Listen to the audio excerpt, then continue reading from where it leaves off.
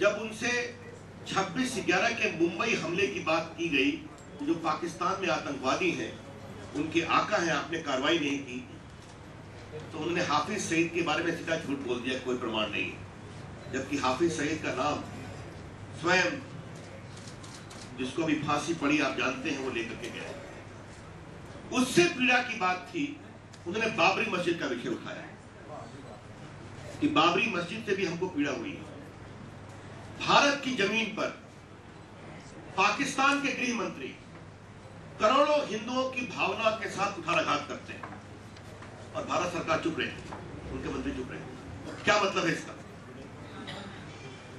मेरे आप बहुत परिचय जानते हैं। मेरा एक और परिचय है कि मैं सुप्रीम कोर्ट का वही अधिवक्ता हूं और रामलला का वकील रहा हूं अयोध्या के मामले में।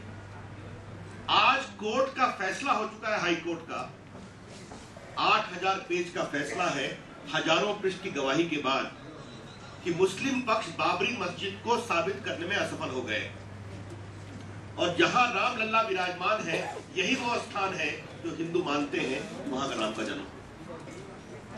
और एक पाकिस्तान के विदेश मंत्री मुस्लिम भावना को भड़काने के लिए बाबरी मस्जिद का विषय उठा गए और भारत सरकार के मंत्री चुप रहे। It's a very serious matter.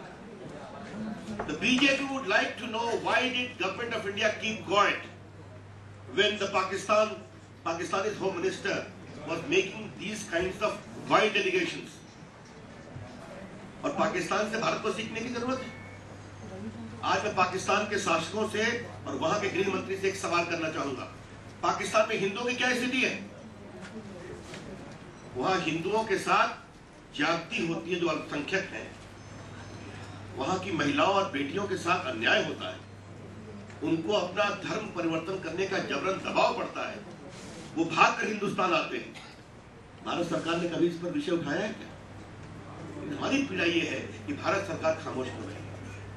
हम बड़े ही जिम्मेवारी के साथ पाकिस्तान के गृह मंत्री के इस बयान की भर्त्सना करते हैं।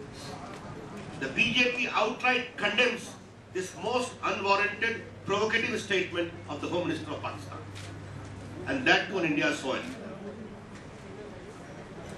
और एक प्रकार से जब भारत के करोड़ों हिंदुओं की भावनाओं को पाकिस्तान के विदेश मंत्री आहत कर रहे थे, तो भारत सरकार ये भी नहीं कह पाई कि कोर्ट का फैसला हो चुका है। भाजपा की सरकार नरेंद्र मोदी जी के नेतृत्व में जितना पहले जीती थी, उससे भी अधिक जीतेगी, हमें पूरा विश्वास है। हिमाचल प्रदेश भी हम जीतेंगे। जब आगे चुनाव होगा अगले साल, तो यहां भी जीतेंगे, यशस्वी रूप से जीतेंगे। शिवराज सिंह चौहान जी के नेतृत्व में जो लोकप्रिय मुख्यमंत्री, कीमतें स्थिर रह सकती हैं, तो एक अर्थशास्त्री भारत प्रधानमंत्री का क्यों नहीं होती? 100 दिन की बात 2009 में कही गई थी, आज क्या हाल है?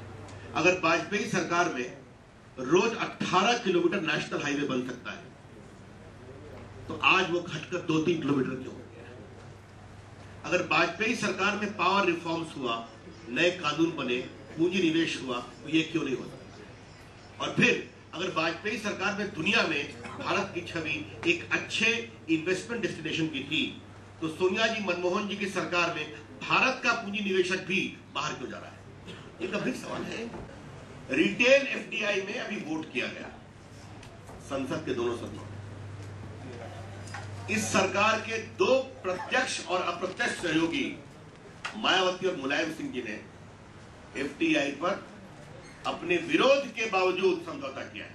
कल सीबीआई के एक पूर्व डायरेक्टर ने स्वीकार किया है कि हमारे ऊपर दबाव पड़ता है।